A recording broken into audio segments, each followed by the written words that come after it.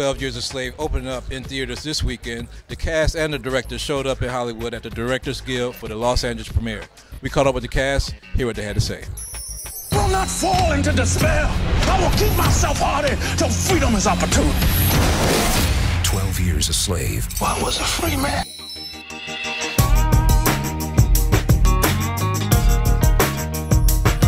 Hey, K-Do.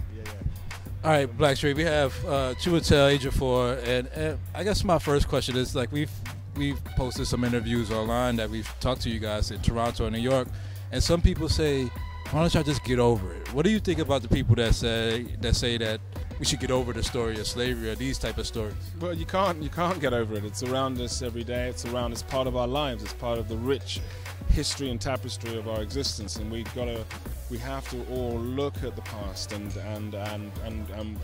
use the past as a way of going forward and progressing. You know, you can't ignore these things. They fester and they hurt and they run deep, and you've got to understand why things get to a certain place and how things develop. Otherwise, you don't have any answers. You don't know what to think, and you start making it up, and then you come down with the wrong answers, and the wrong answers just lead you down a road of disaster, and you could even run the risk of repeating some of the things that you are trying to ignore. So no, I think it's a mistake to try and sort of box everything up if it makes you feel slightly uncomfortable and try and shove it away. These things happen. It's important that we deal with it.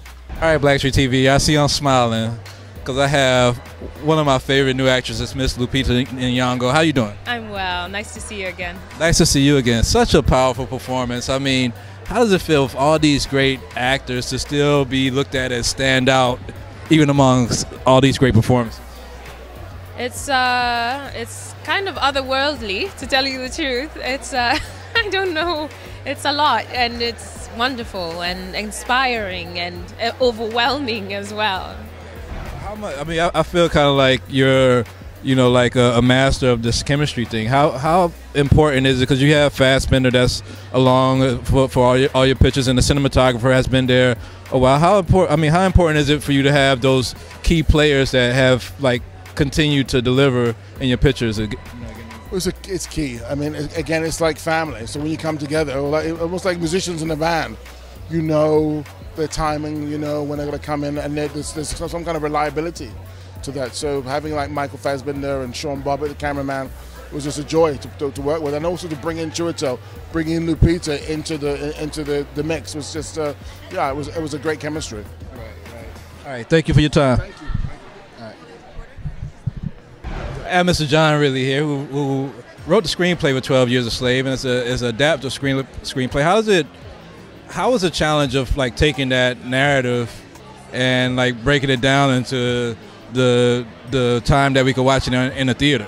It was difficult in the fact that you're taking 12 years and you've got to reduce it to about an hour and a half, and looking at that story and saying, at least for me, that I didn't want to add things, I didn't want to create things. I just wanted to take what was there and was so powerful and so singular in my opinion, and have the audience feel the things that I felt when I originally read it. So for me, it was just taking those moments that moved the narrative forward, that really illuminated Solomon and those key characters, and trying to hone the narrative around those bits. And once I was able to do that, there was certainly a lot of other work involved, but the story had its own drive, it had its own emotional velocity. Nothing is easy, but once I honed it down to that, it was very obvious what that story should be.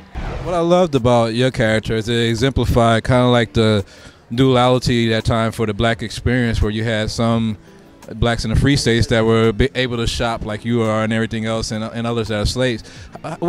How familiar do you think the world is with those type of stories before this movie hits the screen?